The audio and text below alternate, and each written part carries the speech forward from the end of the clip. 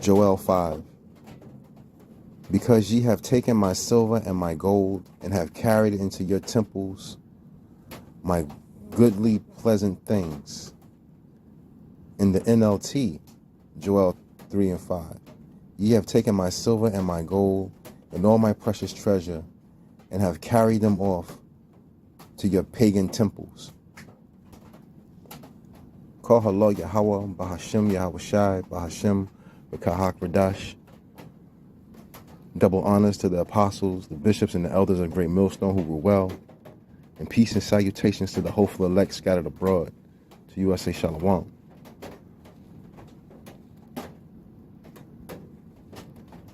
During those times, whenever we disobeyed and we went off into a captivity, you had those heathens that were pretty much robbed the temples, man. They robbed the temples of all its precious treasures and carried them off into their own lands and put them in their pagan temples. So how that kind of relates to today is you see the word, you see these pagan churches using the word in the wrong fashion. They don't have the proper breakdowns, and they try to keep the Lord's word residing in these pagan temples under a pagan god. That JC character. So here in Babylon is just there's a church on pretty much on every corner claiming the word of the Lord, Yahweh Ba'Shem Yahweh Shah. But they don't have the proper breakdowns. They don't have the proper name. So they're using his word in these pagan temples. That's why Babylon got to fall, man. Babylon is just a place of ratchetness. All about leading the Lord's sheep astray. But the funny thing about that is that, you know, the Lord put the spirit on certain men to see through that nonsense. Like, I've never subscribed to a church or anything like that before actually reading the scriptures. Like, I had never read the scriptures. So when I actually read the scriptures, I kind of understood what it was saying. I just needed proper breakdowns and things of that nature, going through the history. But I pretty much understood what the book was saying. So you could tell that these people don't read. You could tell they don't have a mind of their own. They follow blindly without doing any type of research. And they tend to follow what feels good, what sounds good, what they believe, what they feel. And that's not according to truth. So they don't do no research, so you don't know the deeper sayings, or you don't go into the words, so you don't know what these things mean when it comes to the words in the Bible. It was written in code. Like the apostles say, the book was written in code. Joel 3 and 6. The children also of Judah and the children of Jerusalem have he sold unto the Grecians, that ye might remove them far from their borders.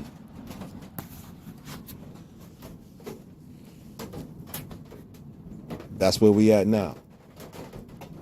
We've been removed from our land through the no fault of our own for our disobedience. But we were removed from our land on a few occasions, you know.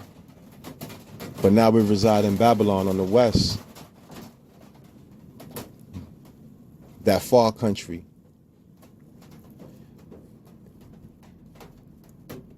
And we're experiencing a hatred by Sleazy E that's like unprecedented. According to scriptures, we've been in several captivities. Every time we go off, Every time we disobey, we go into a captivity. That's just how the Most High Yahweh Bashimi Hashai wrote it. But we being dealt with real wickedly here. Under Esau's rule, under Sleazy E's rule, we've been destroyed. For the most part, a lot of our people have been destroyed. They follow pagan images, they follow pagan gods, they follow everything but the word of Yahweh Bashimi Hawashai. And it was written in Deuteronomy that we was going to go into these captivities, that we was going to be let off because of our disobedience.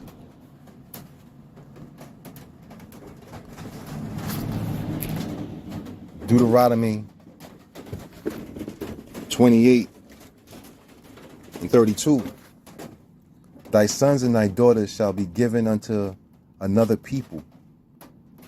Thine eyes shall look and fail with longing for them all the day long, and there shall be no might in thy hand. We're gonna be subjected in this captivity here, man. We've been subjected to a whole lot of bullshit, a whole lot of different type of nonsense, stemming from that slave Bible and plantation Christianity, being given particular leaders in this particular society that was set up by Sleazy E to keep us blinded, to keep us from realizing our true heritage, our true inheritance. All these wicked churches, all these wicked men running these churches for filthy lucre's sake, they were set up to keep us from our heritage. They're set up to keep us from knowing who we really are and praising the Lord, Yahweh Bashimi Hawashai, in the true fashion, praising his name. We don't have, like, they still call upon that pagan Caesar Borgia, and they're being destroyed for lack of knowledge. They won't adhere to wise counsel. They don't consider. So they blindly follow these people, and it's going to lead to their destruction. Deuteronomy 28:68. And the Lord Yahweh shall bring thee into Egypt again with ships by the way whereof, Salakia, I spake unto thee, thou shalt see it no more again. And there ye shall be sold unto your enemies for bondmen and bondwomen, and no man shall buy you. When you go into that particular word, Egypt, it doesn't mean that we was going to go back into Egypt on ships, because you didn't have to take Egypt. You didn't have to go into Egypt again. You didn't have to go into Egypt through ships. You could literally just walk them there. So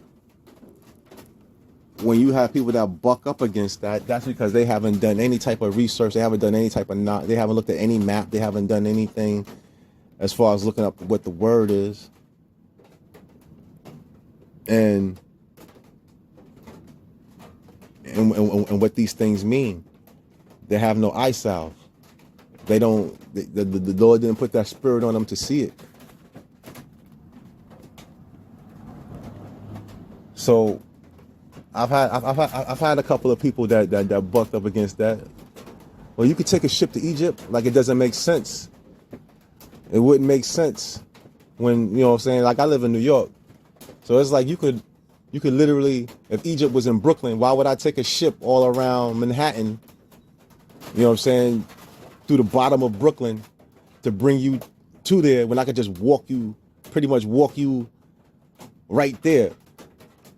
Like it doesn't make sense. So like it probably was a bad analogy, but you didn't have to walk. I mean, you didn't have to use any type of transportation to take like if you was to go back into Egypt, you didn't have to use any type of transportation to take these people, to take us back into Egypt. If that was the case, it's you spending more money, you wasting resources to do that. So people actually just don't think. They don't do any type of research.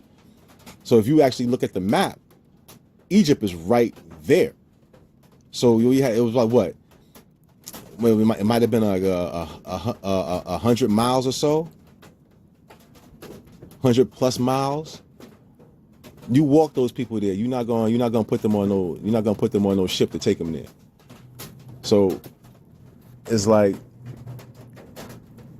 I find people just want to buck up for the sake of bucking up.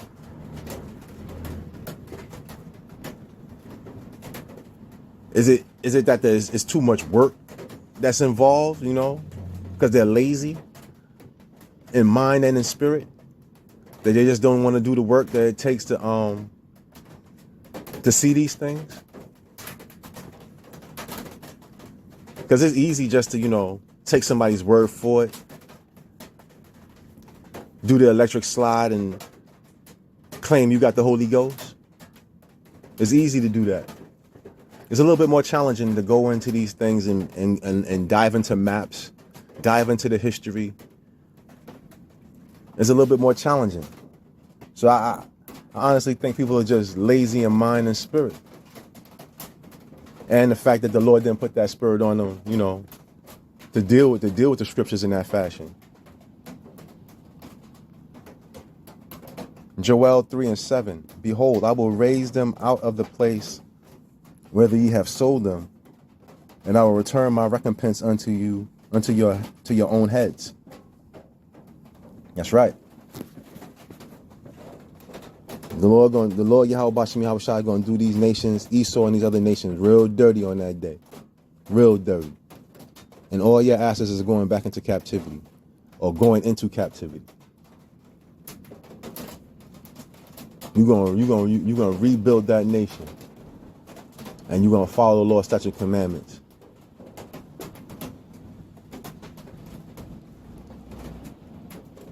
And then Esau going to be done away with. And all the world going to see it. For how wretched they are. How cruel they are.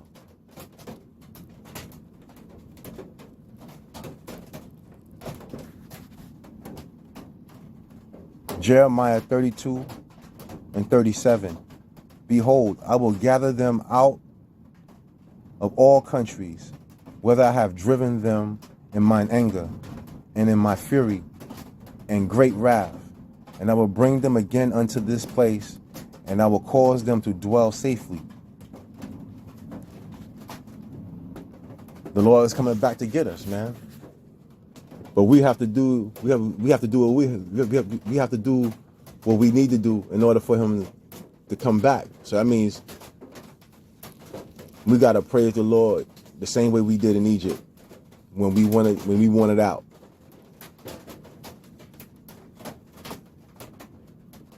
You gotta exalt the name, you gotta praise the name, you gotta study. You gotta follow the Lord's statute, commandments to the best of your abilities. Rehearsing the righteous acts. Pray for the downfall of Babylon and the captivity of Edom.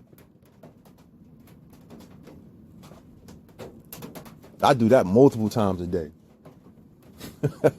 Multiple times a day, I pray for Babylon to fall. And the funny thing about that is I was praying for Babylon's fall before I even came in the truth.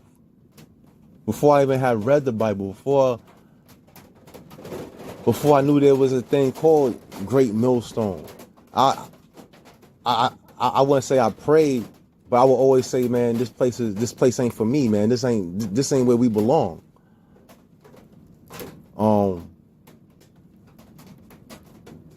I didn't know the biblical name of these crackers. I didn't know, you know what I'm saying? I didn't know I didn't know the name Esau or Edom. But it was just a thing on me, like, man, this place needs to go.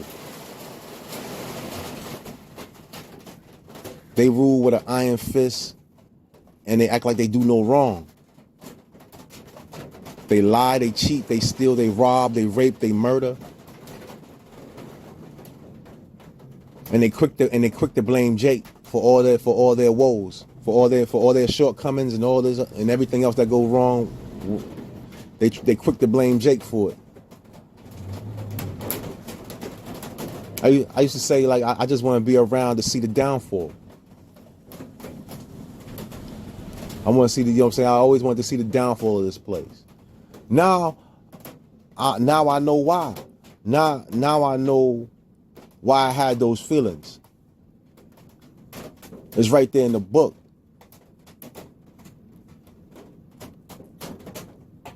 So reading the scriptures and understanding the scriptures and learning more. Man, I pray every day for the downfall of Babylon and the captivity of Edom.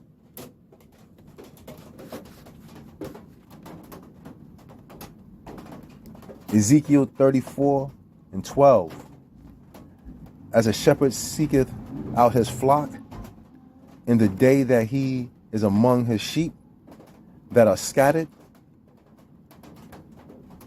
so will I seek out my sheep and will deliver them out of all places where they have been scattered in the cloudy and dark day.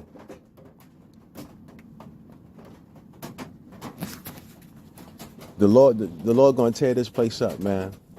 And honestly, I can't wait.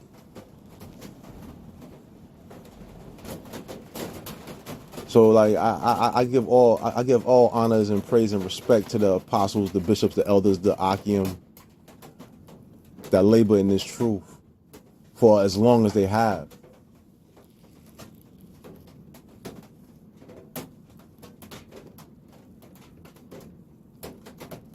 It's a pleasure to labor with them. Praying on the downfall of this place. This place gotta go, man. Esau is wicked as hell. And he would try to devour all he can to try to get that blessing back. But it's written that you ain't gonna get it back, man. So Esau is just a wicked ass dude out here just trying to.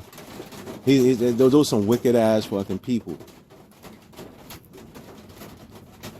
And I'm glad I never really had any dealings with him. Outside of maybe getting a job interview, you know, a couple of words at work, I never really had no dealings with an Edomite. Now I've ran across some people that appear to be Edomites, but they had this thing with them. They had that. It was like they had this thing. It was like soul on them. They had this soul in them, like, you know, the way a Jake would move, the things Jake would say, how they move. They kind of like they had that. So I honestly, I don't think I've ever really dealt with an Edomite on any level. And the ones that may have looked like them didn't really like. That spirit on them just wasn't an Edomite spirit. Like, I tend to stay away from them people. And that day when the Lord comes back and to come and get us and display his recompense on these heathen nations, especially E, that's gonna be a day of wonderful, horrifying glory.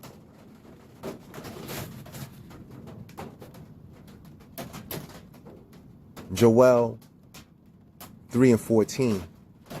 Multitudes in the valley of decision For the day of Yahweh is near in the valley of decision. Psalms 37 and 13. The Lord Yahweh Ba'ashem Yahweh Shai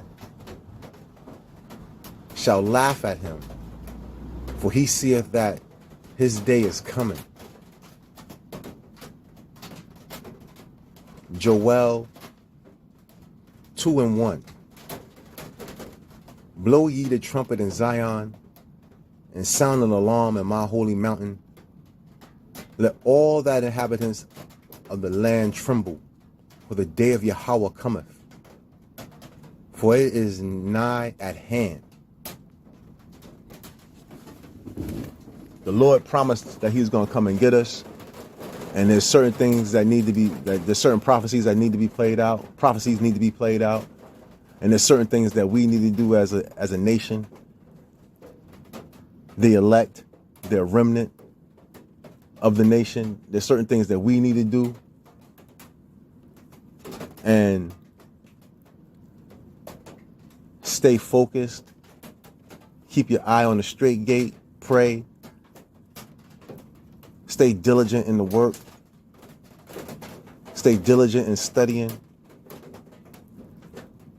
Praise the holy name of Yahweh Ba'ashem Yahweh Shai. Exalt the name. Exalt the name to make the name manifest.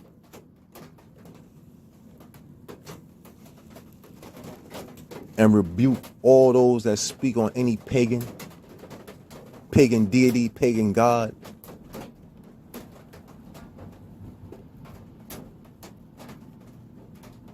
And just pray for that, and just pray for protection on that day when he comes.